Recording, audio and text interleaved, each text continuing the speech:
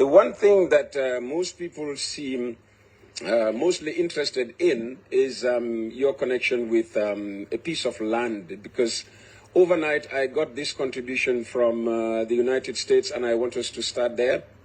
Hello, Peter. You and your family are doing well. I see that Essa Faal is coming to your program tomorrow. I have a couple of questions on the land situation. Wasn't sure whether to send the questions, so my apology if I send them to a wrong number, but I appreciate your asking them. One, since Essa paid the initial deposit of $125,000, which is about $8 million, why or how come has he not started work on building the hotel?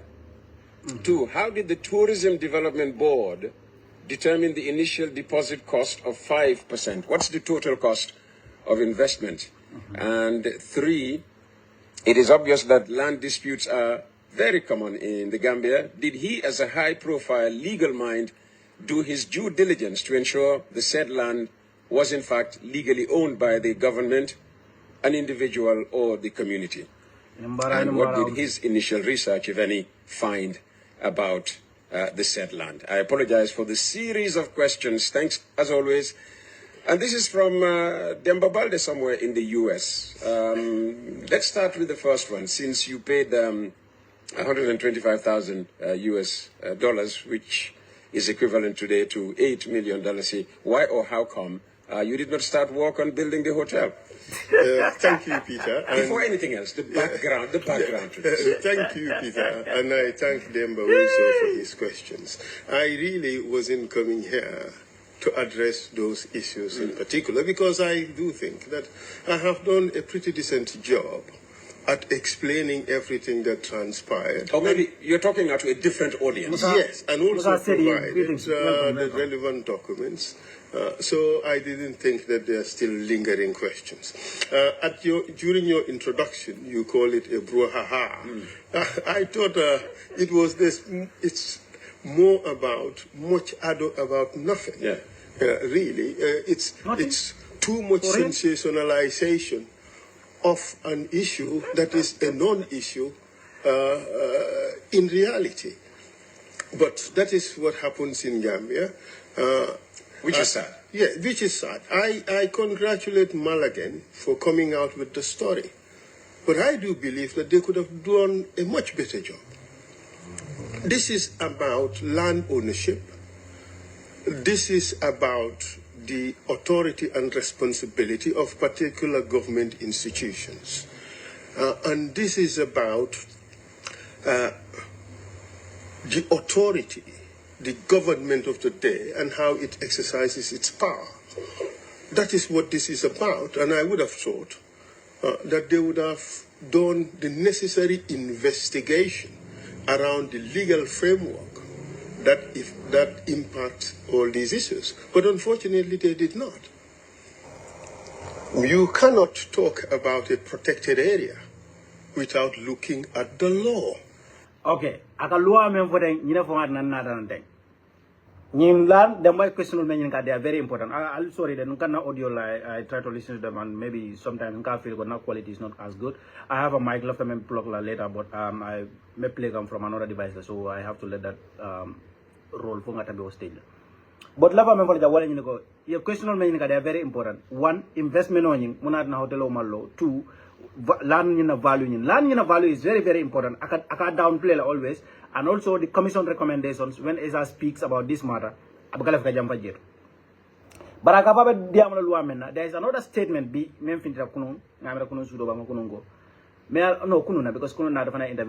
may Essa's argument be destroyed in one statement. Essa's argument. So you see, Molka Kenol Tale, I mean, you can split this into tiny little bits here, ESL, and you make like between 200 or 250 million. Because you have to remember, very declare for those of you who have not been following this story, I need land declare bring a contest election. I can't declare because my dear follow. But confirmation of monkey, so it's not yet your property. But Grauka declare, according to Molian Mempo in the public domain here on social media, I declared as a 200 million landed property. So 200 million, imagine that. So you see, they'll be about different about the 125,000 I meant the Masakunda. So you have 125 for file for the 200 million. 200 million is a lot of money, bro. So after investment, oh my God, now genuine investment, that's not even a problem. But you got to understand, land grabbing, one cannot conclude without, looking at the fact that Fafana Mantrani land Tanunkango, Purkaraka splitting, wafi, because this is a very valuable land. Indeed, investors binala can all yalone. I mean, it is credible. It is not the steps that are taken on the ground that establish a protected area. A protected area is established by law. It is a law-making exercise that the state has utilized and has done all the necessary consultation and has taken all the necessary steps and has passed a decree. It's an order to protect an area. So it is signed by the minister responsible. It is also gazetted as law. But the only gazette that came out was the one that I produced, the 1993 Gazette. We have to be honest in this country. Public officials have a responsibility to the people to tell them the truth and the absolute truth no matter what. That must be our guiding principle. We cannot fall below that. So if you have public officers who would not tell the truth on the record, I would avoid using lying, Peter, because I've been admonished many times. It's okay. We accept lying. But if public officers do not put the truth on the record, then we have a problem as a society. In this particular instance, Department of Parks and Wildlife wanted to extend the park. They wanted to expand it. On the recommendation of the commission, sir. They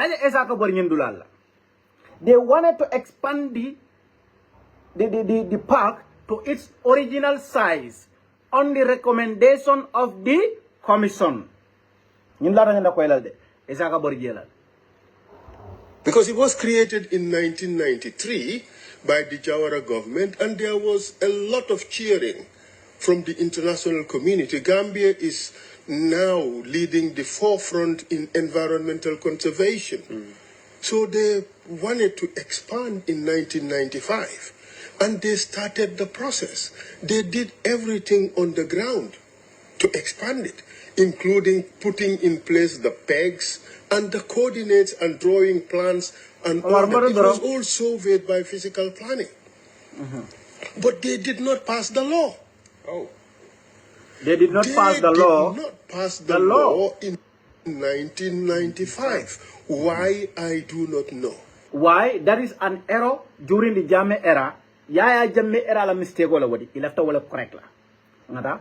For this guy, they're asking whether I have done my due diligence. Yes, I have. No. I have looked at the law. The law is, it's only me who produced it so far. It's legal notice number 15 of 1993. The Wildlife Conservation Act. So, they did not pass a new legal notice. They did not pass a new order, even though they have done everything physically on the ground. So a lot of people in the Department of Parks and Wildlife, as far as they're concerned, the process is done, completed, kaput. This is now part of the Parks and Wildlife. For the purposes of the GT board, they own, under the law, all land in the Kombo coast, which is 800 meters from the high water mark. It's already leased to GT board. All right. In fact, the law says it's automatic for the Minister of Lands to grant that lease. It is leased to the GT board. Now, let me introduce to you an article that is written by Security Futures Land Rights Action Collaborative. Okay.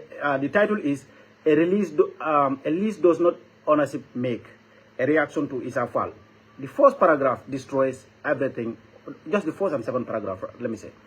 So let me read a couple of paragraphs for you here. He said, The TDA lease expired in 2020, full stop. That's the first line in its own paragraph. That's how powerful that statement is. The TDA lease expired in 2020, full stop. Another go, following Mr. Essa Faal's appearance on Coffee Time with Peter Gomez today, Monday, 28 July 2025, SFR LAC reiterates that the fundamental legal reality surrounding his land allocation remains unchanged, regardless of his explanations or justifications. Many Gambians may not realize, and Faal certainly should, that the state never owned the tourism development area. The state held a 50-year lease agreement that the elders of Combo North and Combo South entered with Jawara's government in 1970, documented as a lease, document number P18/1970, P18/1970, which expired in 2020. These elders acted as representatives. The land-owning clans gave them permission to enter a lease with the state. The clans who own the land still own those lands. The lease has expired. As we documented in numerous opinion pieces, our investigations revealed that the Registrar General could not produce the original master lease and stated this to the Jane Commission as such in 2019. Unless the government present a signed valid lease extension, one that the right owners consented to, it lacks legal authority over the area. Even during the lease's life, the state's power to sublease face constraints. Sublease cannot ordinarily extend beyond the original lease. Lease principles dictate that you cannot give what you do not have. If the government subleases the land to any investor while its own lease expired in 2020, that sublease becomes null and void, becomes null beyond the expiration date. So Essa Faal ka diam jumaleja. The lease has expired.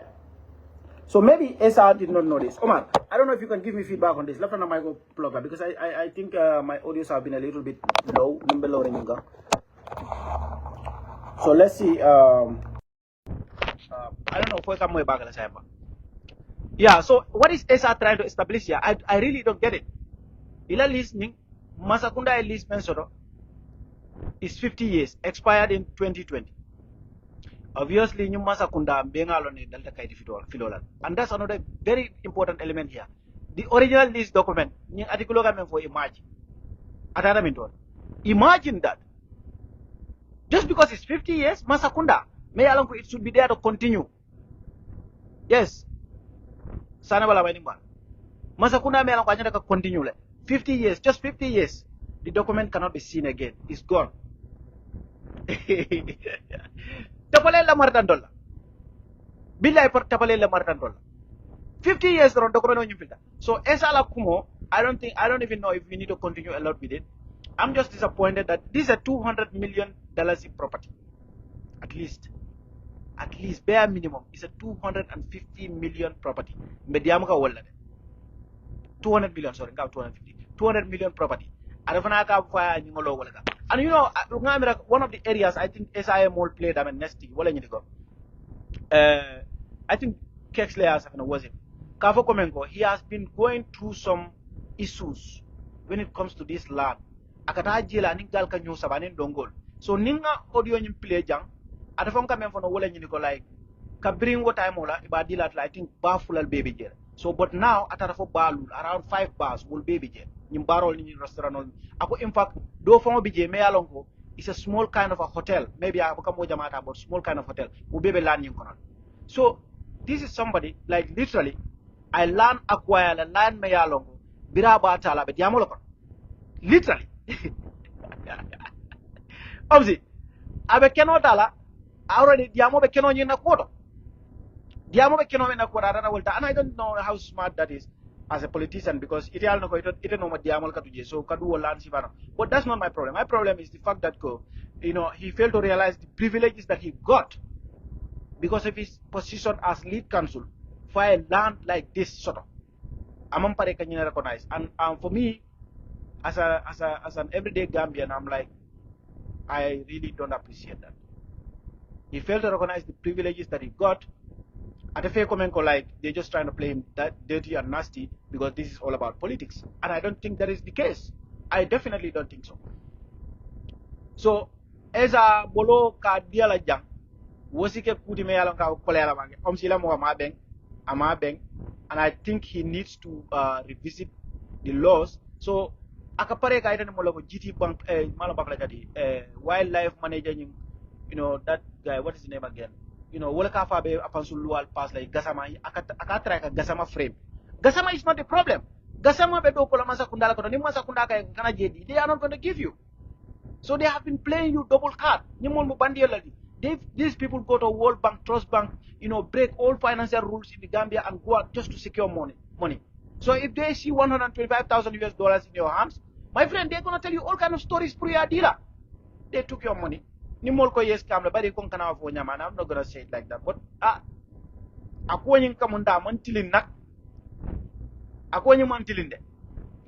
they play you nasty. I really want them to give you back your money. What damn done. So Sirifo Sonko, let me just touch a little bit on Sirifo.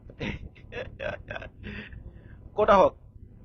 Sirifo is a typical example of incompetence. But it's good that Janare Kana other elected officials appear, and then this usual argument of, you know, CEO le sembosoro ndama sembosoro mansong I rely work. That's an old argument here. I wish, you know, to be very frank with you, UDP Nkolma abandoned, which I don't want to go too much into. Because now for 1 year, some councillors were not coming to council. I think there was no excuse for that. Let's not even get into it. There's no excuse for it. You should have been there. You were elected. Partisan politics manya for the Lord. That's why I say, like, you know, political nyanda nyo karan la ba pepere nyanda make sure ko momo fana ka to support. Ikana ke extremist. Extremism sa atin no hani mol ko be constructive criticism kelaita jala. I think they should not have abandoned him. But Sirifo does not seem to understand anything, and I kamunda fana ko jonga nyolia intimidate and then succumb tale. Because Sirifo mal lualo ama understand kol kara dam nyameng ni jonga nyol kay ngake nyamen rak kole nyam. So as a result, this is one of the many projects. Jigo construction law project ko mayalon ko yata imalaba. Imagine that. One ara egali pa ko may pre-finance that. Construction of malaba. Kodo dunga jora fa manjo. Sirifo will never answer that question comprehensively. Nyali pol del kera. This is what happened in Sirifo's time. Sirifo is a typical example of incompetence. So because these CEOs, I mean, you have to take all the powers from them. Yankuba minimum malong, I cannot remember the figures. I can know around 50,000. Don't quote me on this, but something like that. For CEO, anything below that, I approve no. But in other form, because you know what, these people are there to milk. Nilam problem at the end of the day, some even ask ite fa mo yalla ko mol yetel elect itade carte be fa yemol bulandino man dada ngamol dadi carte la ngamol be fa mol en kwal nyin din mol la na patio ni na mol ya go kama at the end of the day you cannot account for nothing. So that's why Brigadier Council, they took powers from all these so-called technocrats. Many along the system of one of them, you know, I'm really alone here, but I wanted to make a skit about this local government thing. But here is you know,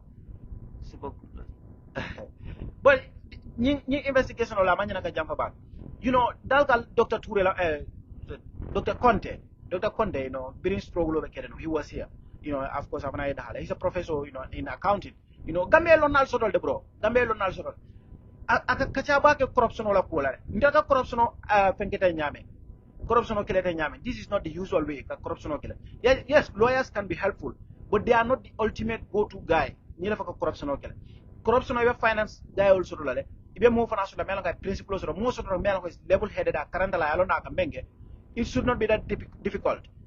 You don't need to bring them before the commission. You just have to go and check.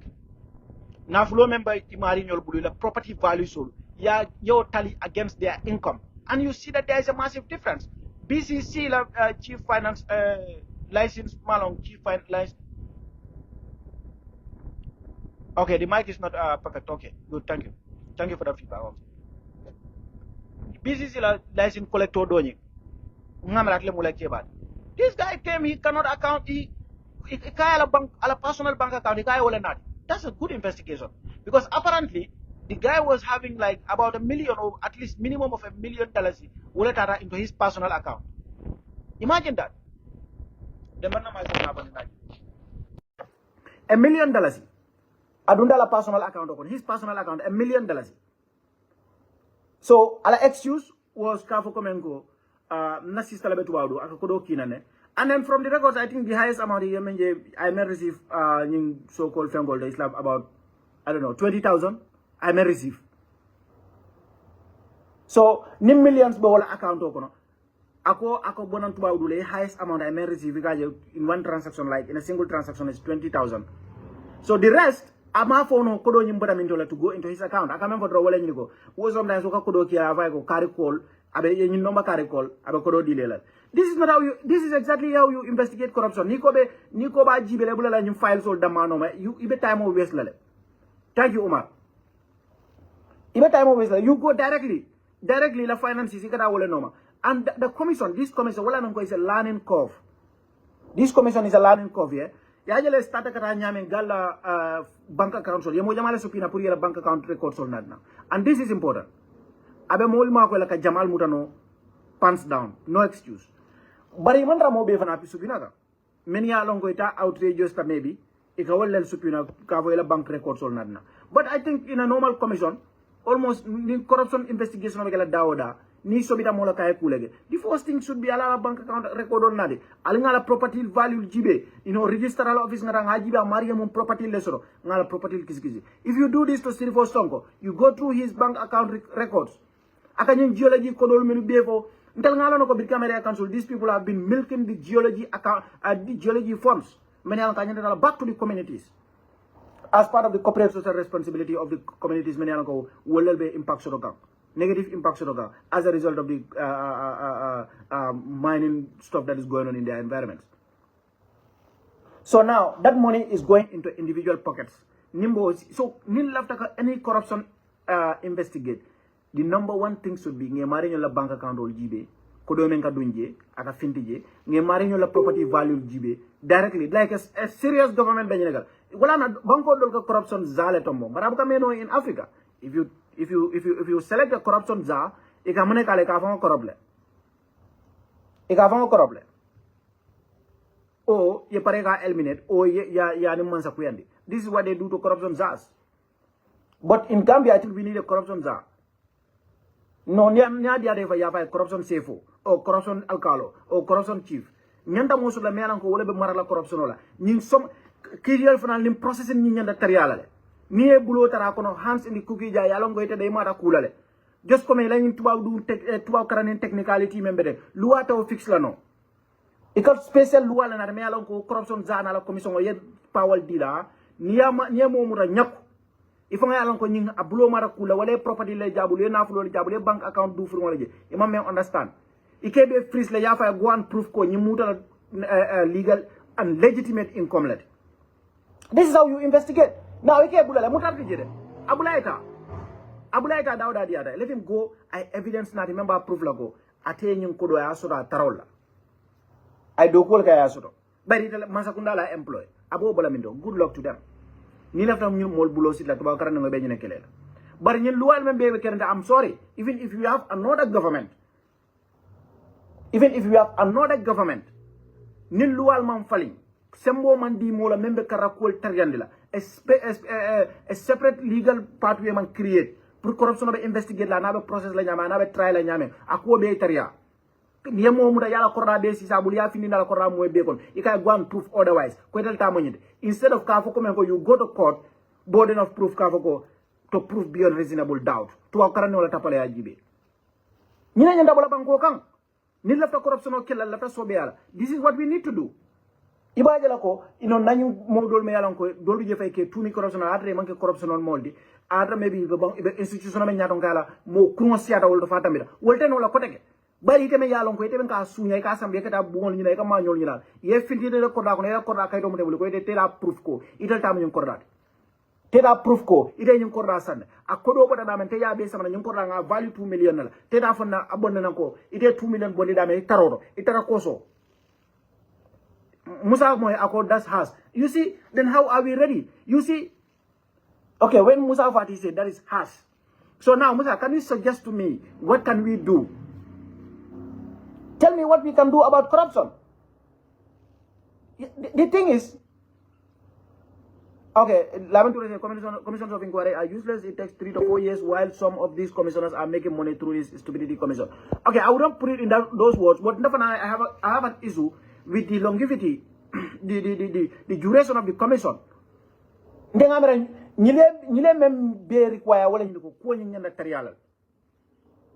In any case, corruption investigation, because criminal. Yeah, understand? And they hide behind these conventional laws.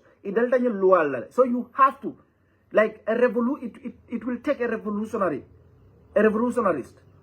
to come after these people, to clamp down on them and stop them from doing what they do.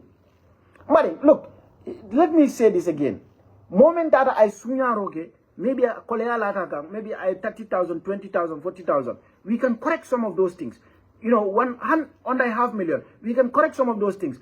But for decades, you are in the system. It's like annual income, akatale like 2 million. Me alang ko ikabe sunya dulal. To damen dala nyanta la fuaro le fongaya. Ye balu wala for 10 years, 20 years.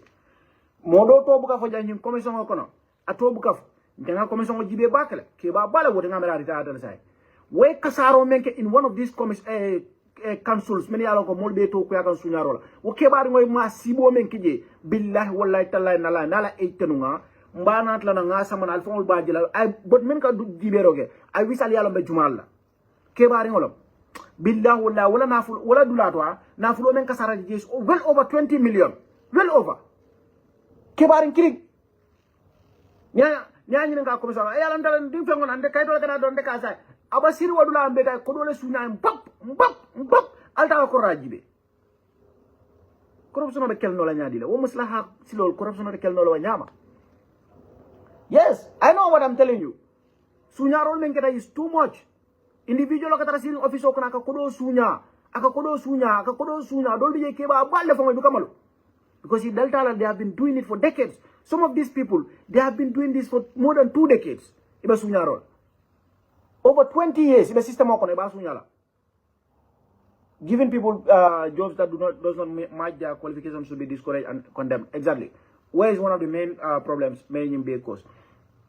So Jane Commission kuno nimba yola kachara ngo do mandi ngoma jela mbe men folo no wodo dro wala nyiko president office wa mantembe yamantembe record sol filter jele ngay record sol filter jele imagine the president's secretary cabinet secretary yalo ni mol diamuda ila taka itandi lawyer dini wol nyina ko men ko atul man technicality understand president wala secretary bi jele ni confidential secretary be jana office jamal lel bi jana ni ko president's office doron krip krab abe tata nata official menu kaytol menu jartal office ba nyin ka wala he is trying to play technical with it ka ko wol man trade atama wolje andala file ko no yari ida iden la ko men ko those files were there before ayemanta president's office. So what in Gambia, I don't even want to talk too much about this because I fail to see the sincerity of the office of the president when it comes to this investigation. If you are an opposition, maybe you think sometimes I'm being too lenient to them, even though I gave my bagel. But when it comes to this investigation, I want to give them all the benefit of the doubt. But a senior official came from the office of the president. Another kavamole ko kaito le filter officer, kaito me yalong ko series number. For example, 41, 42, 43 le a filter. 43, 44, 45 I feel that. You see, we cannot judge that Koitemari you are being sincere. You are not being sincere. Imandra honest ring. Imandra honest kang. Even men quoted a man nealo. Ika fenne mabo.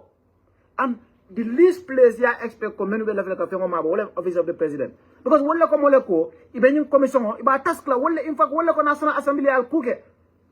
Iko national assembly be kukela wala fane to fana man kuka so ni kumu office of the president da do investigation order but it all fongol ya one of the most senior officials secretary of cabinet when I see ka ko kaito dolle bije kullo in fact I don't for ko strictly confidential SC o files on kono jamale filter including model from will be many anko will matter ko do la will be ngamra will be system ko tol from la bakal kif kay tol be filli it have a strictly confidential documents all over. And now you have to respect the National Assembly and give them this strictly confidential.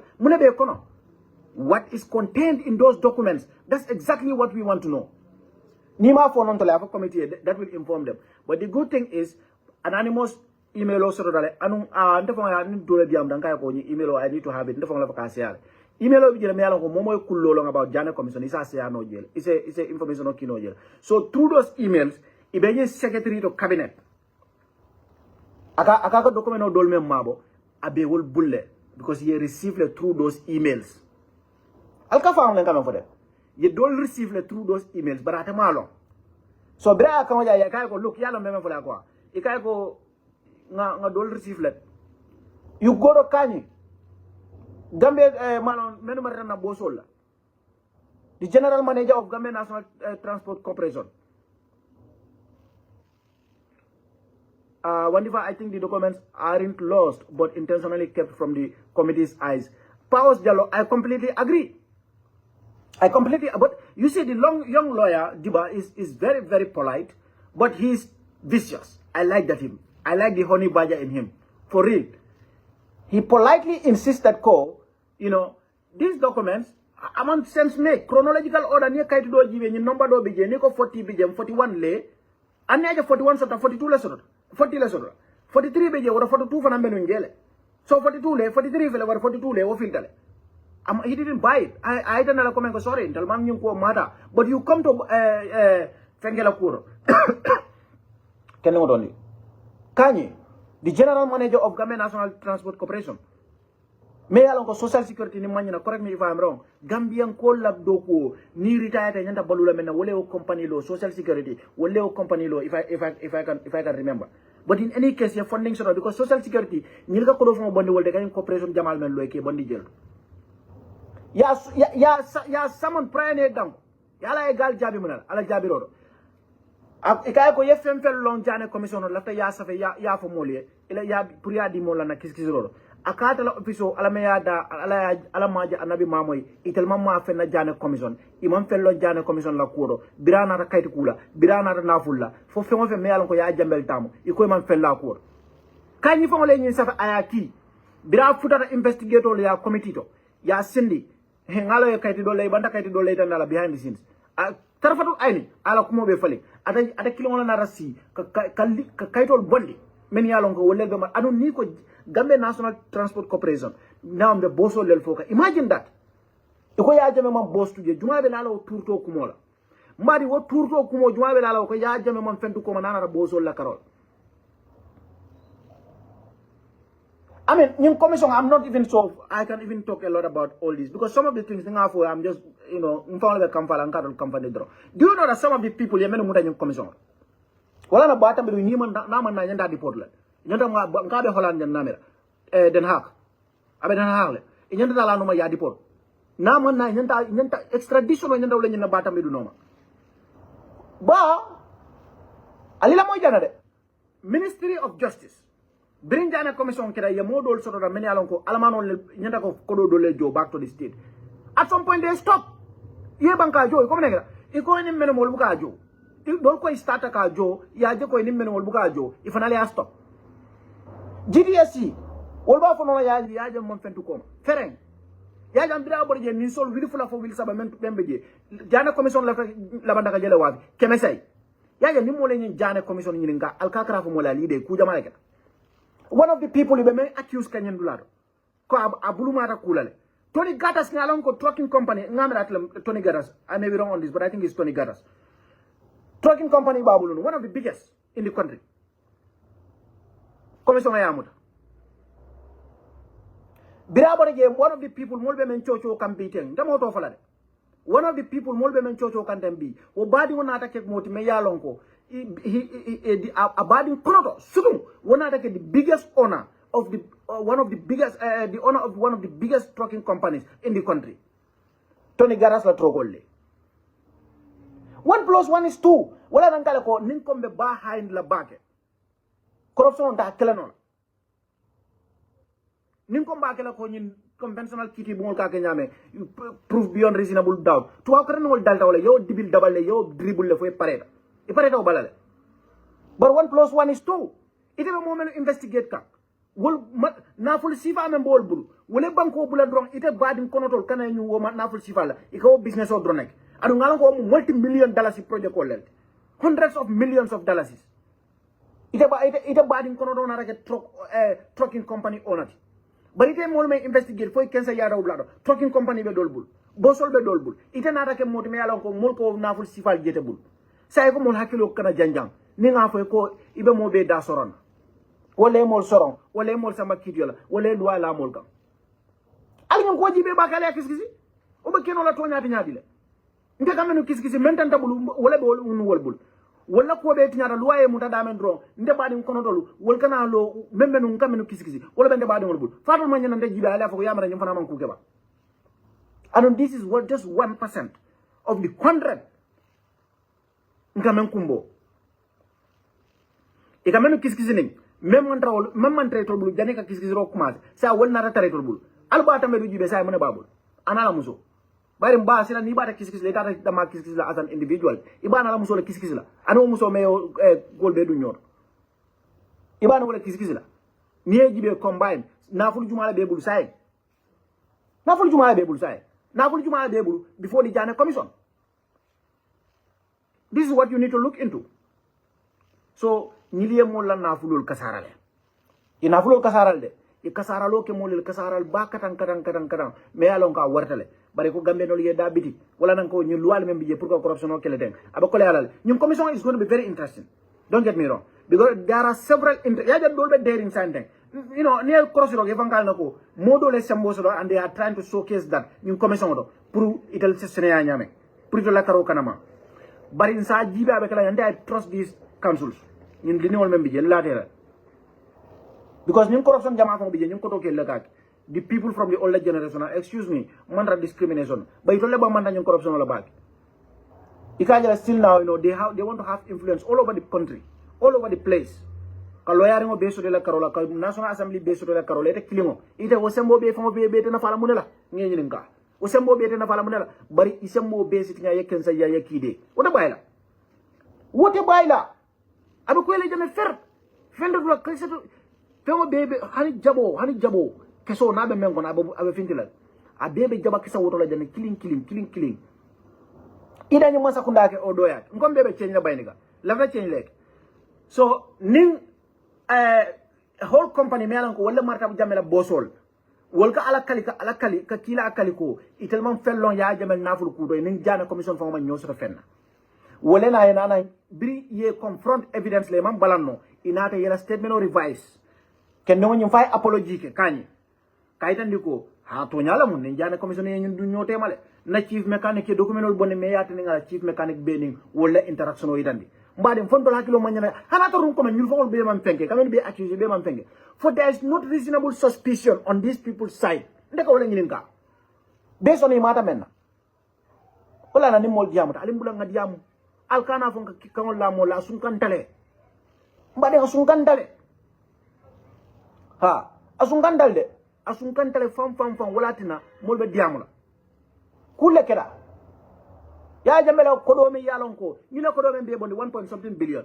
ya jamela akodo account ko different accounts ñewol damana nan kas o mu jellati adu ngalon ko la expenditure do fana be jetul fangol fana ma be bondi Gambia government la nafulodo wala ka fa ya jamela nafulodo recovery them. Remember this should include I'm not going by their standard, but I'm just saying generally it should include more mayalonko they paid some money back because when you understand. But coming on file, wolf final dolia start lenu ya Joe because he monyo dol wol buga Joe munegara because munegara itatale ye molel bribe. Yeah, understand? More start ko kodo Joe. Lamin to say he should be in jail right away, Mr. Kanye. Yeah, Mr. Kanye Menge, I try to explain very respectfully because Kebal and Alpha, you know, to be very frank. But I think him in a serious democracy, Ninum president. Bio banko kan wala IGP he's going to jail, definitely speaking. Respectfully, I hanin tahan ko fo bulala but mbafla ne ko you know yapa jure le dem besambala or contempt at least. One of the council was my student. I know him to be patriotic. Pa Osjallo, thank you. No, I trust these young lawyers. I tend to trust young people. I don't even know their background a lot. I tend to trust these young guys because they understand, they feel the pulse when it comes to, understanding corruption. And the younger generations, dislike for corruption. They understand it. The older generation, they don't.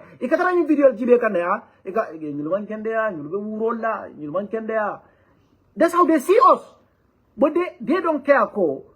Like, genuinely, that's what we care about. We just want everything to be in place. Some of us will never even get position. But as corruption is stop, a level playing field create, ibajala ko momo lafta menkela freedom olam isa kenoti ifaye atre momo ka jiki masakunda 100% masakunda no ko ngande lajo jaral utade mela life plan ma fani ala me harje ke jede ban ni masakunda ete la life lo wala kan ko be nyim public service ni nyim public office ko be la hajo be jaral wal ni ala harje la fine bari manya na wulla kama ni ko gela kara wuli wala kama meje because ni ko bi da election le boy ni ko be appoint la sa fo appoint ye ko man criteria mit or ye appoint ye by may appoint as a fire null. So but they don't understand. So that's why I'm going to trust this. I'm going to put my trust entirely when it comes to this legal counsel. I'm going to put my trust on them. Nye older generation ye more batandile. Ye more batandile when it comes to corruption, when it comes to corruption or conceal. Imagine where later men the letter was very comprehensive. Unequivocally. He want to make it clear they were not in possession of any document, assets, or anything related to the Jane Commission or Yaya Jame's assets. Bringing committee as a firewall. At a Kilimona statement or revise. Because now you are confronting evidence letter because you anonymous email on a young Kotangolu, witness Dola's testimony in statement or Atamo Wolge at the time. I'm all along. Bria confront a backup. I apologize. Wala na comment diamula is a fero kenyamente. Ntebelarin ko ni modolem IGPT wala chairman was the right person, but in fact the chairman of the committee and yanta arrest la amanke don't cause drama yalla justice be jaman niba taman la tamani kanyi should have been arrested outright kanyi la ko manya la kala fula amanke come like it's not just for the show, it's like really near document all save I confessed after sonda understand it? But I like the fact that the young lawyer was like, yes, now understand. In fact, he admit ako committee molego. This guy, anga feel leko, and nimi sa la menke. But hano do left ka nyin nga kumol sa left ka nyin kala member den yung kola still now.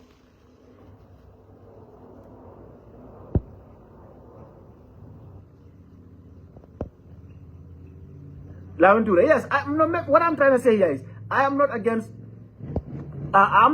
the notion of sending him to jail. I'm all for it. That's what I'm saying. I'm saying, maybe you not have to put a handcuff on him. I don't believe in all these normal, so-called Western norms. Why do you need to put a handcuff on those people? I don't believe in those kind of stuff. Unless there is a, legitimate threat of the person fleeing. You don't need to do that. But I think, what do the National Assembly escort directly at mile 2. He should be booked. Outright. I contemplate Odlado. Until Monday, by the following day, he should appear in court. And I also think he should, Nimo Okala, President Yanda Kumandino La Fayago, you need to resign. And I hope that at the end of this, the committee will recommend to the president, can you should be fired? With all due respect, when it comes to corruption, Momola background law, we don't care. He should be fired. So, President Adama Barona, because now, let's talk about this is politics. Okay? Atela alo munatina, what is the other guy's name? Ala secretary to cabinet name.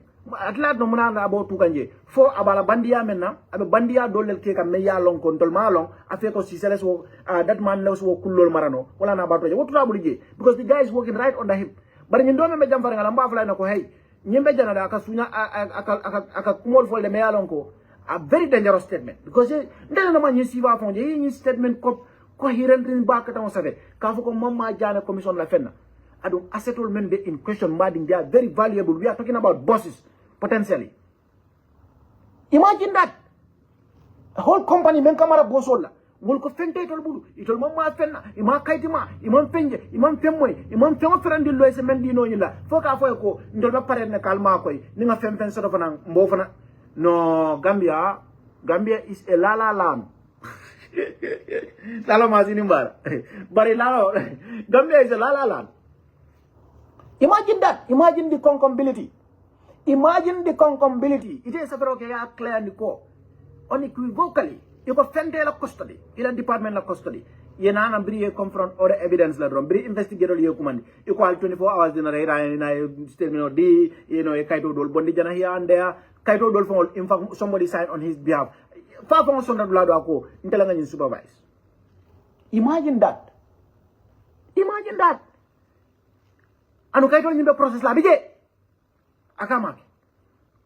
Bira later kensa o yadia. So wala na ibalo na uloko. Ni man butero ke. Ninko butero ko luala butero.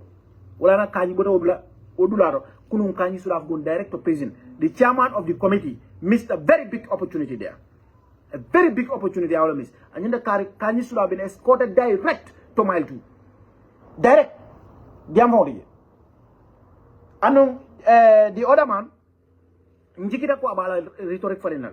Ngana jamfat la ko mengela cabinet secretary ni because cabinet secretary ako amang kaytol menje biriya sobendi ko askeno e kayen kaytol men fam ko doldi je bem bulle akabira jibero kala ko this guy was given 35 days guys 35 days prior kaytol bonina 35 days yala kam abirat la diamo kam nefo bela be diamo la ako ha ate lokum fula 2 weekends I will later council guy go ite ka 2 weekends level 35 days ite wala so 35 days anu men sadni ata fanana kudo akaka do ko ke nyala nyama mela ko dindingol mel ba ko pour isa kara wonya Allahu akbar kabiran imagine suma ben dindingol karandi la state house imagine that dalo ma da be lata Gambia kanne abe afon ka nyum fala diamodo de ako ka din ata fana be jela ba best practice akaka tamane wala anin ka dindingol karandi silole nyanda silol tamane nya pour sama kama dindingol membe state house jiniol. Imagine that.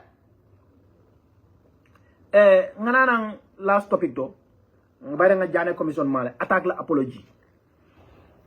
Many along ko ndesan tribalism Gambia ikatariya mol frame la. Barnde wani vante ngam fam fa wala fi sa nyanga ke tribalism because si all member Gambia without them ila history from is incomplete. Momo kan follow yal ne ko how much I value culture and tradition.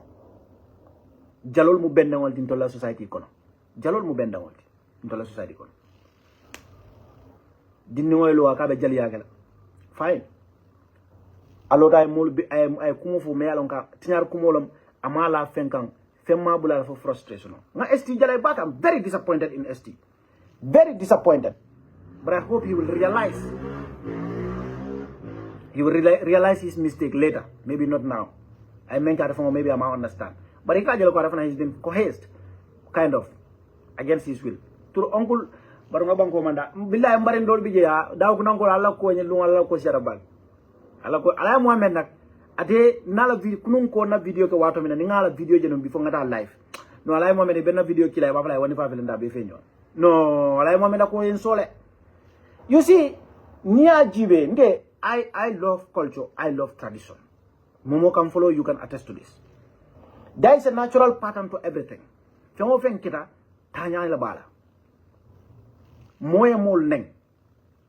Ye molu men neng wol manya na tale no me ko te na family apologize. Ma fayte no ma fit no la. Bari fanan ni la family se lo no le. Iko ntolde ndin dinkari wala nyim bari dinkari wole kugete. Anu nal malon sa fale de. Nte ni siola na bari dolbi je kapare kajo nte attack nte mbe sikili. Ndene attack basically because amama kono to mun tolleti adu ngalo ko ay mo jama kono family kono bara bol fanan kono mugala fa family ko bari yalo ko pour dol sa lon ko amanke magnil lo ma bodu lalo ngalo ne nga bodu lalo adu nga bodu la fanan kanole he's one of us bari ndela first video na men fo jam ko I kana la support line kuntu afrisele sponsor men dia la bi kana o dia kana o kuntu. The reason why I said that, wala nyiniko, wala mo ala main source to science and income la narno ka manke sort. Na man source ala kodi jama ba sort la dame. Wala nyiniko. Africell be kodi ne omen dilala. That is what teams are teaching our young ones exactly. Malafi was support line o kuntu. But at the same time, because Malaf comment ka fa e bo picho kono no. But anyanta tringila silo la yemo kano nyawanya abula ay tamanin silo la meyalon ko wolem sila tilinde mati ongo tro da ma ben afi ko abe kara silo amandra kara sila tamani kan jang ay ni rosle ñin dini wol fo nata ka ñu la patan jibe ñu la kuyani la dial ka ñame jannata be rosla de bala time le fo taala ni music industry mol ka ñame wala man ni ko ga fa jale kunda sonko ida bandije ida mo julol jula ma kam bandani mo sibal ida mo walti ida ni ñu la mo be ñokon ñu mo ñi sila kan jalol len ñu la ko be beef pour social mo letare tol fo kan ya understand attention ñu ko balu wala ite ko mo lela life change ke ma koy so you need to take your time nana la mol findide ko bina apology kala isita ye loi fe ya fo he to nyalam mfana son dañu ko wala ba yetla ko nya don kaya sama asik koy mbe bi ko na sama sina bial sentol ke kontol mu jawol lelti bar sama al final si alla nimisa bo baso kan ata bayla ngani dini won lon I know these people, I follow their trends and I observe nga hado ni ko rosle daji ko isita lunta yala nyaawo nya boy Amadou Gassama, let's mind our language please daji ko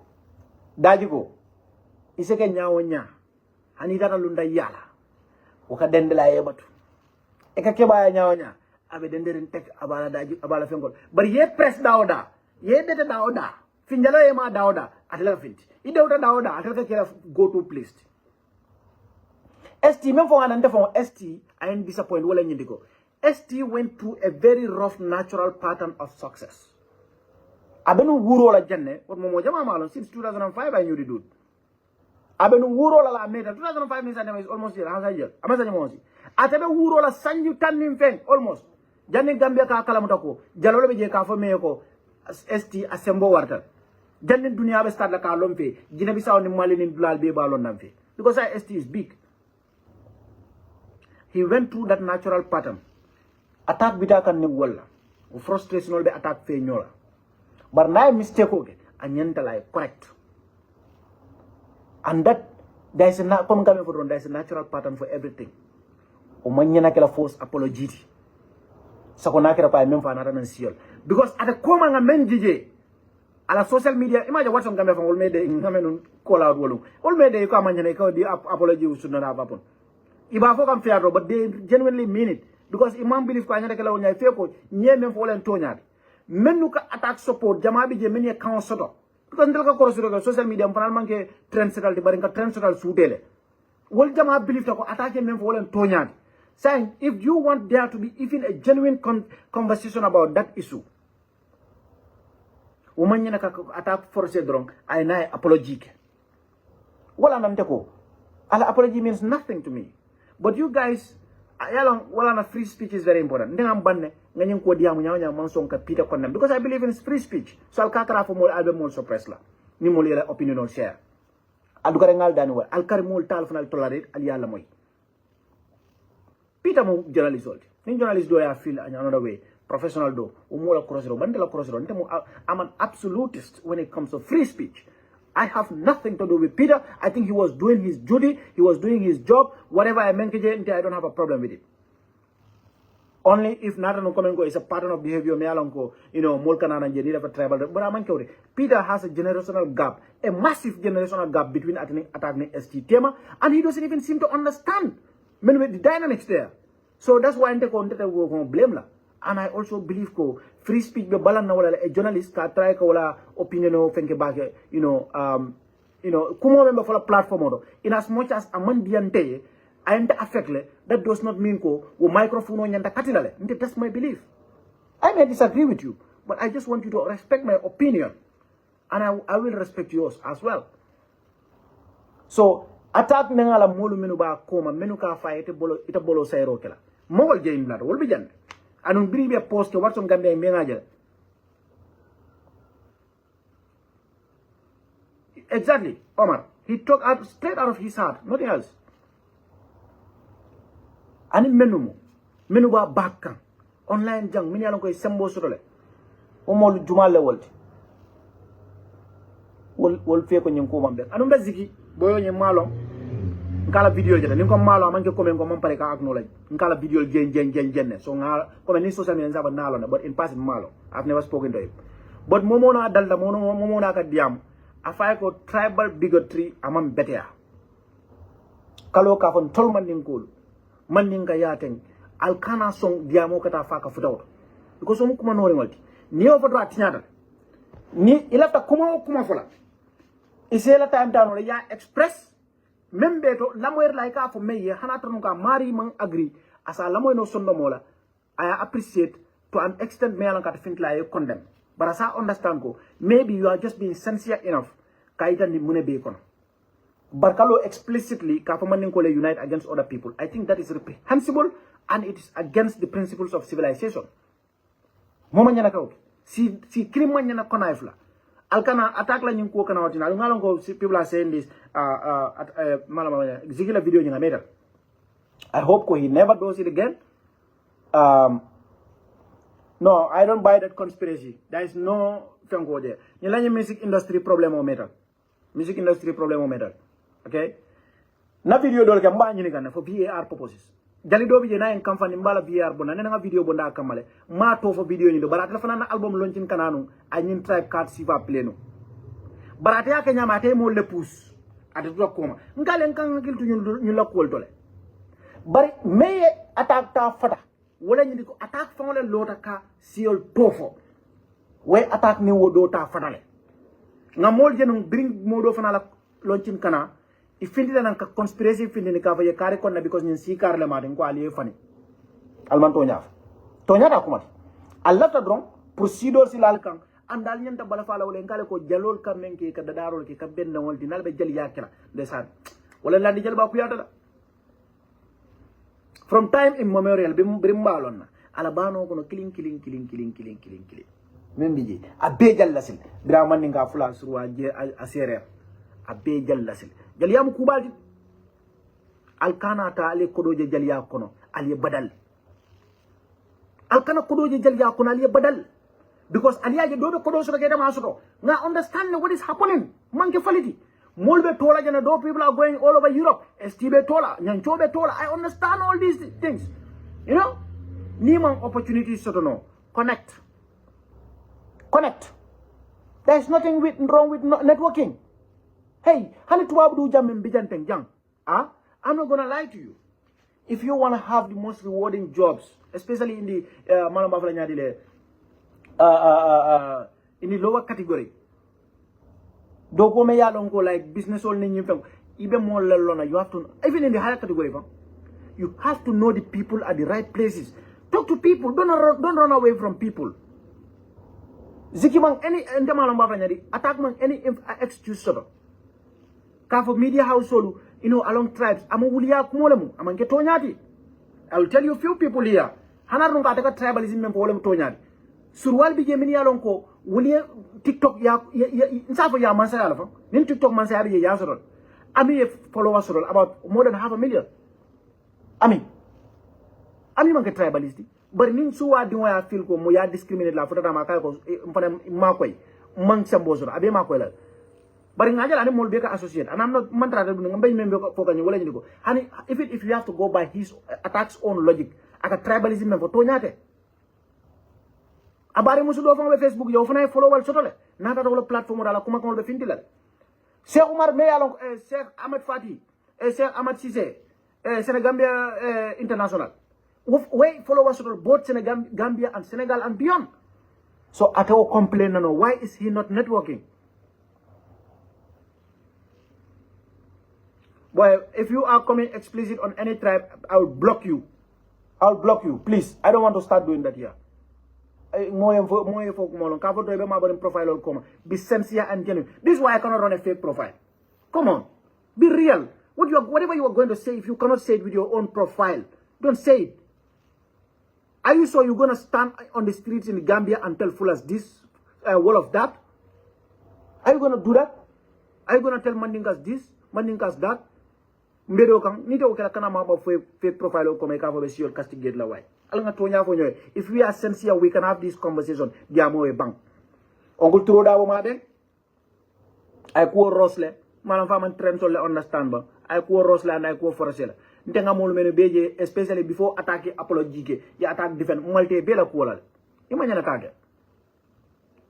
na kage ninte tere mala ni mba fele na eske mamuta jongoti ko because ite mol la kuma yemol kajafi awon nendiri kede ay kumo men fo alin kana diamu jam fani ngo alin ngo wolo fana main baake aman nendiri kede ay kanole la ay kajafi role ke ay men kan nendiro man jam fanya bara man nendiri ke okay ay kanole la ay accuse ay tumi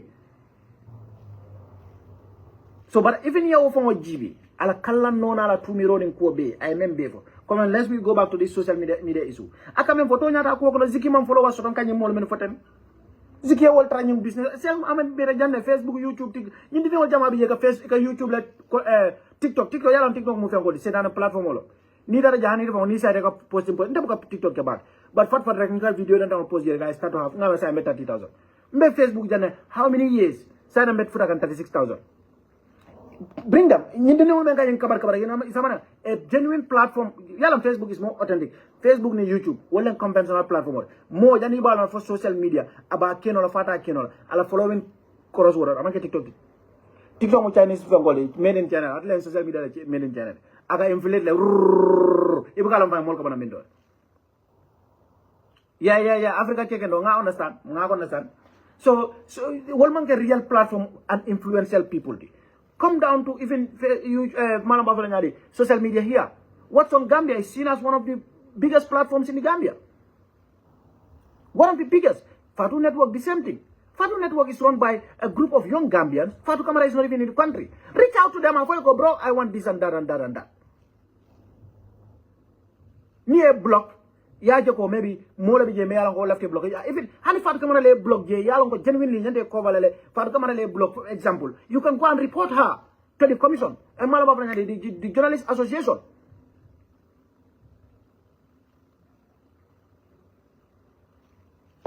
Fati Gunango. We all need to be sincere. Attack made a mistake or statement in which he believes in, but some people decided to support his foolishness, causing more damage. Yes, and let me just say this, Fati Kunango, Kausu Fati. Let me say this, one of the reasons, as a fan, so these people may mistake or may so they don't even want us, the fans, to express our disappointment just because Mumandinko left. And this is a mistake on their part. Look at the pattern. I slow mentate modo leata amewati. See okay, let's not follow what you attack me understand. At a radio letter, national radio, Mandinko, in fact, generally, logically, the universal truth is Dadaro is sonoyata, Tignaro is sonoyata, Dadaro. Tignaro, but Nanya Bunilla for science and Bamaral. But instead of cooking and Sanji Mon, Janebe Busifa Lonolamfay. You see, it is common sense. Yet Tignaro local radio station. These so-called influencers. Social media. Well, social media is nothing for me. I just think I'm talking to my fellow people in Europe. I don't even care where I am. I entered a video crowd.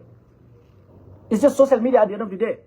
You are talking mostly to people who are in the West here. Some dolbe come let me just kill some time on social media and interact. But the real influence, it is at a local radio station also. You cause damage to yourself and your career. If an idiot is sitting down on social media because he has 100, 200, 300, 400, 500,000 followers, I funny down. He cannot rescue you from the mess. Because you did this in a local radio station. The destruction, the inferno, some people just heard about it. Attack Mandinkas. Like I said, you didn't insult, but you accused. So idiots, a bunch of idiots, many of them, they want to make you believe that you did nothing wrong. And they cannot rescue you. That's why I said, listen to the other side as well. Don't allow these people to ruin you. Let them be genuine and sincere. And the brother, I hope, I'll tell from all those coming for maybe asking a come after my Malafotonia. I hope I'll be over from Nigeria. If necessary. So if these people are, these boring people are sitting on social media telling you, you did no harm. If you have a show, Sheikh Ahmed Sisi is in America. He has a family to feed. Watson Gambia is somewhere in Sweden. He has a family to feed. He cannot bring people to you at Q City.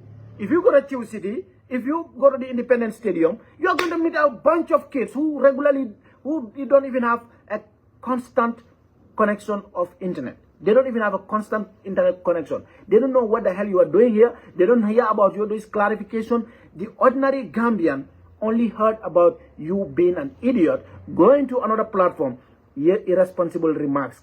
So that's why I said, listen to the other side. If people are telling you you did no harm, I want you to go and experiment the damage by organizing a show. Because like I said, and count me out, the ordinary Gambian, remember diaspora, we don't matter. The ordinary Gambian, me yalonko, wole la kibaro mo yetinyaro meko. Kumu nga mefuro, tinyaro le sono yada, dedaroti. Tinyaro is very easy. I can burn down this house here within a few seconds. But how long will it take me to build this? I would probably need to save my entire 20 years of work to be able to build a house like this. Perhaps I'll even need to withdraw my what is it called? My retirement money just to build a house like this. But I can destroy it in seconds. So destruction is quicker. So when you want to listen, when you want to take advice from reasonable people. Take advice from people who have brain cells. Don't be surrounded by people who are that sensitive. Tribalist. No. I am going to hold the Quran and swear that I never knew Attack's tribe until this thing happened. And it doesn't matter to me. It doesn't bother me. I know he does Mbalak, he does the other thing, he's just an artist. I listen to, that's it. That's all I care. Then you artist be a male tribe. And I don't give a damn about it. I don't give a damn about it. That's it. That's all I care about. I don't know their origin. I don't really need one. I don't need to know. And Attack specifically is one of the big artists. Usen Dada, the same thing. Usen Dada la tribe Nenamalo for bringing Quagrala. Ningala Tema, Usen Dada Nenamalo, Musila Mat. I never knew Usen Dada's tribe. I don't know, it almost bringing Quagrala in Yetola tribe. Because ST on a cabin brigade many years ago. So tribe does not matter. You made a mistake. You need to work positively to correct that. But you don't listen to online idiots who think they have an influence when they don't. They don't even have wisdom, bro. They don't have wisdom. Somebody who is on a Chinese platform, one follower on Facebook is equal to 100 on TikTok. Or maybe 500 on TikTok. It's very easy. I'm not joking. I run both platforms. I know what I'm telling you. I said that I'm even no back. That now I even know no matter doku. Nida boss follow. Dad, you see, manku follow. But I don't think yalang what I was doing a day. Impare don't follow in a janada. So this is the fact. You cannot listen to all these idiots. Many alongo, they're not going to be beneficial to you financially. They're not going to be beneficial to you. It's a ticket of nole, or maybe they're going to buy you 15 tickets and give it to some random kids. Many alongo, they have a date. Maybe they just want to meet some girls at your show. Maybe they show up. Maybe they don't show up. You understand? So if Jalo be a baseless, support a baseless, near base offend. And this has nothing to do with a particular tribe. The base regardless of who they are tribe. All logical people, many they become dissatisfied with this. So when you are going to correct this, it does not have to be like you are being compelled to do it. It cannot be like that. So Janimba conclude to all my brothers and sisters, many along they want to participate in this. Alinkana diamu funka mola sio nko accuse. Nka sio nkota nka femfo me yalong. The irony is sometimes, come example. Eko Karla family from Mambeda, ite from Malongo, Omari Mensoro. At the phone of Malababe, Dumakana family from Abukol from Nafa. You never know that. So, need your family, no, Affelenti Boita family Molga. So, let's deal with an individual. This is an individual who made irresponsible remarks. I will never be scared. I'll never be cowed into this bullshit corner of Itamu tribalism. The wala name Ndake Budukesa from Bangulen Killer. Pakaji, Pataki, Ndakala. Nema Yamfu, my Yamfu. I've said this here about Momodou Sabali. You didn't call me and Yosaba. It is my decision. Kafo ko yamfuta, it is my decision kafo my yamfu. Nobody can compel me into that. It is my decision kafo ko na appreciate in UDP. It is my decision kafo ma appreciate, but I cannot kick him out. I have no influence. I'll just sit and watch, but I think it's not just my cup of tea. And I've made this clear. Freedom of speech. And I will say this again with regards to attack. Whatever happened, forget it. Membekere is all nonsense. Nothing makes sense out of it. It is more like a show. It is more like you have been compelled. It is more like you have been forced to do it. Take a positive step to remedy your bullshit. Take a positive step to remedy your mistake. Do this. You can do it. You are young. Attack can be reborn again. You can be a completely different person and have a brighter future ahead of you. But I want to tell you this, Ibe pattern menkang is nothing strange. Mbe balafale but mbe balafale ay kanyang because jaliabe o nyamal. Nkanara problem. Jaliabe o nyamale. Kumbada men foka estimate wuri nale akala denki lo angale kan la moma danko. Ya famle. Ko even though mon kara joko le non kanyay wato men joko pensola. O da man ngay ci la ñing cling wala. Me the only thing that makes me happy about Gambia is my own chairman Yanks, the rest zero. Singare Yanks la secretary fa mabel yalla ita mo sokol piaro ni na mo real piaro ni ngo adama duma la piaro.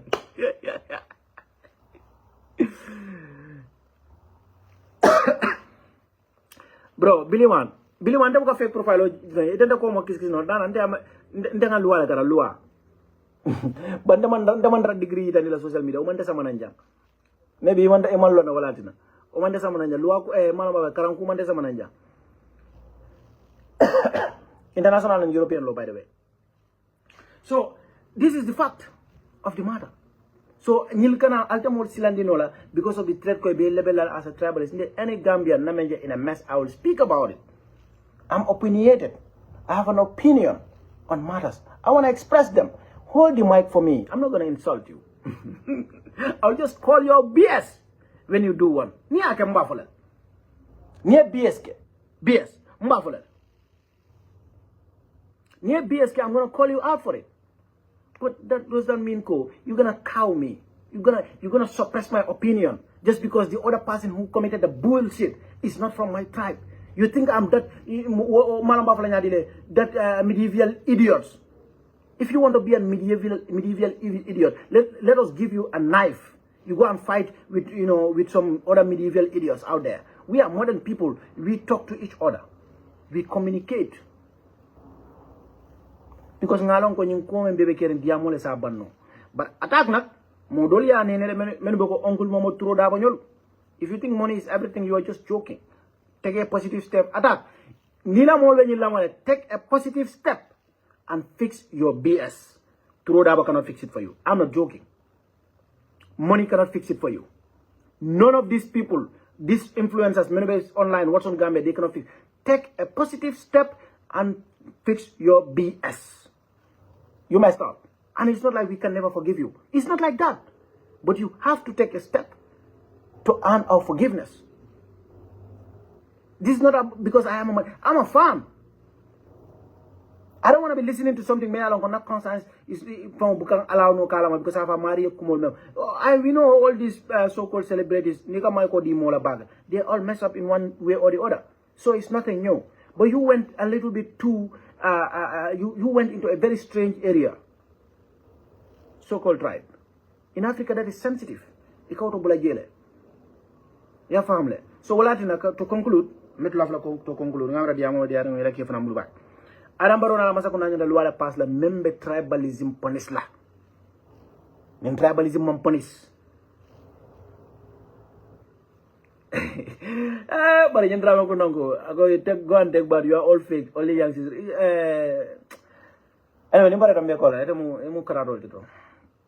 This is the problem. Adam Baro nyanda loi pass la membe tribal bigot sol punish la. Gambe tribalism fa muna ngale ko diamola mu. Modo bi jamale ko mo pick. Modo ba bi jang o maningol di manigalas ne abam floy. Aka fla kan fa ka manike kan. In the background of way, you'll be surprised. But like I'm always on social media, I don't like to tell people more about myself. All you need to know about me is Wanifa Jaranko. That's it. Wanifa Lavara Jarare. That's all you need to know about me. So this is the fact. Gambian ka clean te sotola. Ima doloming. Ima booming. Ima kusaba. You mess up. Iko molte address la. Because ninge nyinenga. Iba fola mole lako. Ha tribe. Nte Wanifa. Because nte nga lente genuine lente mange tribalist. Ngotende cow nola. Let me tell you one of my experiences. For else I understand. Nde sate fulol ketata nyala la meni yalon ko imonke sikilon fula sate Mandinka sate. But imanke la fula ni Mandinka football ko. You know at the end of the kelo melo nte watak nyo bumbero le nyo sepu famol. At the end of the day nyo fulol le seda nyo lantaralla. And this did not happen once. I'm telling you my life experiences. Nyo fulol le seda nyo la. So be halinde fa wona raja example. I don't know this muntala experience modo fana experience. So ninte lota example ko fulol mambe de tribalism le mat muna mom fania because no fulol levante fala no isam fanol okay lokon and work it many times in insata ko du nyola menalan ko football ka ne ka du nyola fane kella mama ka sate be fane kella ka du nyola nin kelo banda nin fulol say nyol ngata nga story bo joy nga jela nim fano ga ngata man nin ko dia ni da school ni wala nem fulol be koro nyola ngata man nin ko dia ngata karamo. This is Gambia for you. Billy bila mula ko nyemu fengol di ka banyadi misinformation mala fi doctor si sumala si sala palaso ha no you have to think before you take that one. Sumala palaso kandindi la viti wasira mo dame ni sumala wulta to bro ha fa dem ka sumala si sala mo sumala ka mempo ikon nga sumala palaso da wasira mo basira ro bata la kandiri wit sumala ka menu bor jolom bo mo B52 Para bukan semua la kumol la may kama nyo ko semua la palaso ngodi la. Boy bro, palaso fo why. Don't steal, don't lie. Thank you. Yang ko bay wala kede, yang ko ba believe ka wala ka. Kausu fati kunang ko ndol we always make sense. Yalo nyin ka menge ka pare mena, ikala ka ngol joro yandile. Al Canada nyina nte buka silas ko because they are very clean when it comes to this man. I live it the first 9 years, the most important 9 years of my life nga be ke fulo level. Yeah, understand? And in surwal. But I have to say malaf ko lan mang rakta dem but Allah sometimes ni combo ma fon la malaf mo ni santo do ni ni na combo lamba. They become too sensitive about this tribe issue ma understand. But ntali am ni long. Bila inde yin tribal difference ba nga beje social media wala fon be a be fonote. But no one thing, boy. If I tell you some of our stories, you know, telling full of family will be come is one and the same. Like, come, we are families, like genuinely families. Trust me, because of generations, wala kita terror. Bininda futa do wala soknes like koradi wala nar. Ni wala natan tolia koradi wala nar. Generations, amanga komen ka fo farm, come dolbi jata fo farma yon. Wala mo kabirat mo wala ka teria.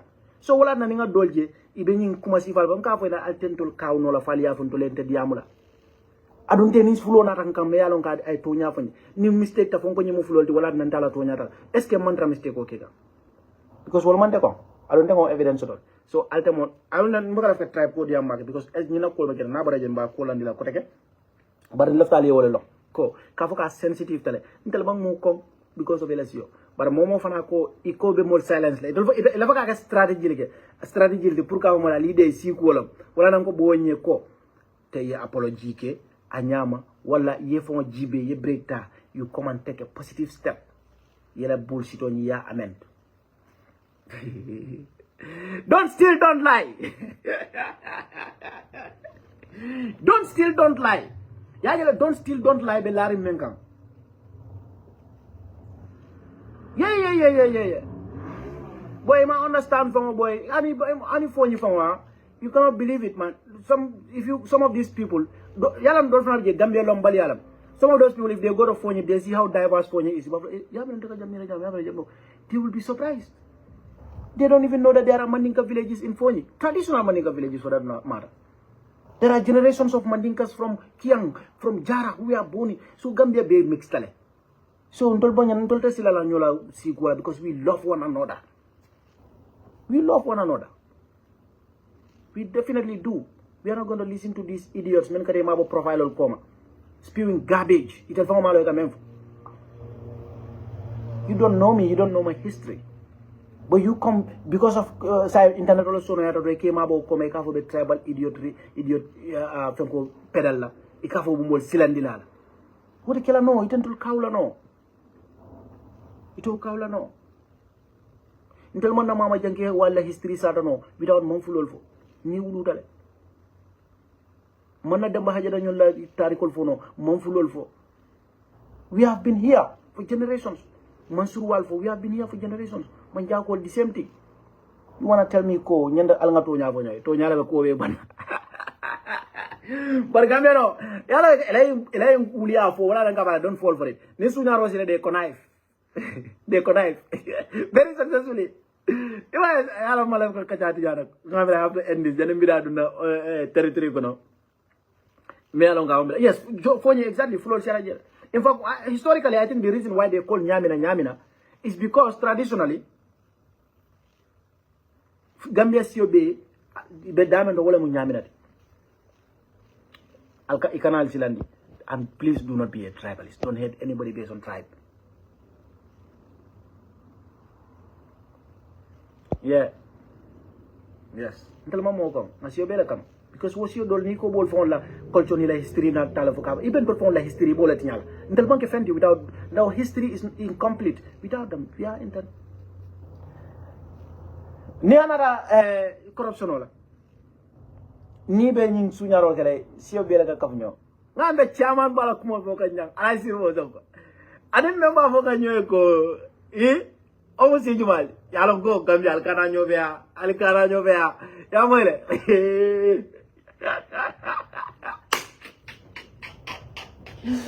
yo ninto nyabo waro sidal ko siko nin tete waro sidal ko mum sida ndorman sibo sido am kola bulay alkana mol yabu way ato le mol fea nin tiya ila waro sidal ko hani alman sibo sido mo be killing be ka kan killing ko be ke miran killing be nyoko no ko mo balon sim kado je ninto nya fo waro sidal ko mo la li dey ni mo sikar len ite mo ni si fara ni ma mol dandi alta sir vola audio la ñomin ko nak e man justice ka sir voye yalla ko nem bulo ko mo de kat li nga maril ñomin ko ba balanta sir fo la ko la demanding ka sir fo ta ka son ka bodé la banko kan wona rek kuti me alongo ay ñomin ko tora demanding man pare sonna la kula do wende jakal bak sir ñomi ko la ko way jakal ñomi ko la ko bak alla ñin tiasila bak taw ñin ñin kol tiasira masiro men balbul de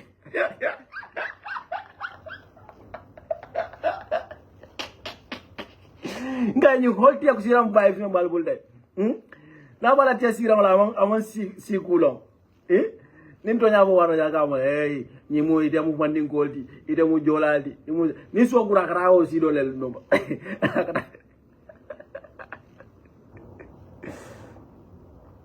yeah, you know, I think one of the ways we will we have to be sincere to one another, including jointly come all condemn many along come all them come no accuse tribalism. We have opinion on matters, you know, different diverging opinion. Some of the very people many along I can tell you even without talking to them. Ni model mol camera ni wol katara ko glena ko be they have a different opinion on it, to be very frank with you. But it doesn't matter. They just allow me to say what I want to say. I allow them to say what, you know, more the gender more the follow the answer. Nim member ko 110%. Seku sonko jumalo for day. Sirvo sonko is from Nyomi. Sirvo is from Nyomi. Take it. Sirvo is Nyomenga. The whole tia sira masingonying. But billahi ni nka ba tia sira mo la kanzul. No. Umanya ka wana yembo ya tumola. Ana wango la sirvo. No, sirvo ya tingale. I Korea. But you know, I like his spirit. I have found falling nyaming. You know, toku yaming and numbero men do double. I don't know number and new mansong, number in your life, you know, about fun to put on about bolo to put on. you know, science and never, I think he has a better chance of, you know, getting some Nyominka Jack than Wandifa right now, to be very frank with you, because the brother is looking okay. He's looking young, you know, I bling Allah on compared to Wandifa. Bibina na compete, chance ole. He has a competitive advantage.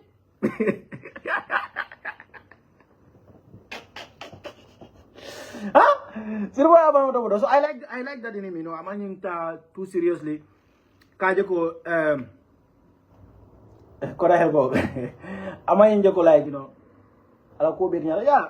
Some of these countries, you have to remember, I'm not going to be specific. So if anybody is trying to know where, I'm not going to say. But one of these councils, obviously, is stemming from the Jame era, not in Kutamalu. Stemming from the Jame area. One of them, you know, Larang Tarano office of Comaji. Gakumal Fede, office of Yendaje, Larang Bijogo, Larang Pamunet. I don't know, but Larang will do office of Damarito Mokananga. So, where I can go, this pattern of abuse of office, you know, incompetence, you know, putting the right people at the right place is the right solution. I don't know get wrong. Genuine, authentic. Nkanake pour followers all yede pour likes and comment kanake wolede because ni ko bo follow la molute ita tonya fola no intel mume ilafta menkela do wolen kan jote yandi kan silandi with threats of me isolate like with threats of, you know, mobe be borle don't even buy it ibe men for like jusu kono kumoti say it if one person is going to listen or like it très bien wa tonya la kalabang binin tafal tonya la kalabang nika cross nika nyo saba kumember they all boil down to what yemem foi from the get go da sero akala banjel tonya kana sila ni man tonya ne tonya tano be tonya ndirol ala mun fo tonya ndirol ko akabe falina dibola jumal kiyam aske no men be tonya kan dibole be nyato bita kana kam fa baake kama don't retaliate a lot against them, accommodate them, allow them to vent. Aske no dibo men be ke be malaka ne kono my video nyamba dan na janna I have other obligations drango na ko me ko la bari me kam fa lay kamal fams abaraka bage itele be jay ina fati kunango ya fati kunango ade sonko kunango même para daga sirvo dinay sirvo mula ila jana molde bari to bare daga balaw ngay to bare daga balaw to mam bare ga sirvo bode ya I could know then we work overtime there. That's why they pay. Inna lillahi. What can you for? Pause, please don't disappoint me. Somebody said, can you advise chairman for flag bearership? No, but when I pause the lawyer follow. Pause and disappoint because it depends the way number na lawyer didn't know la for matija.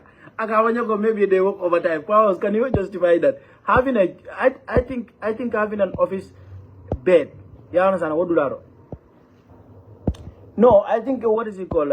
Having an office at that place is not justified. It will rather be come near overtime dogu. You are getting paid for overtime. So you go and you can it's the 100 I say guest house also no ma ko be la lay sino je. Wala nin kan fina you can have a guest house be la da sino. Nim banjul and December, nim masa kongola and December. But office ko no kela je it's a little bit off. You know what I mean?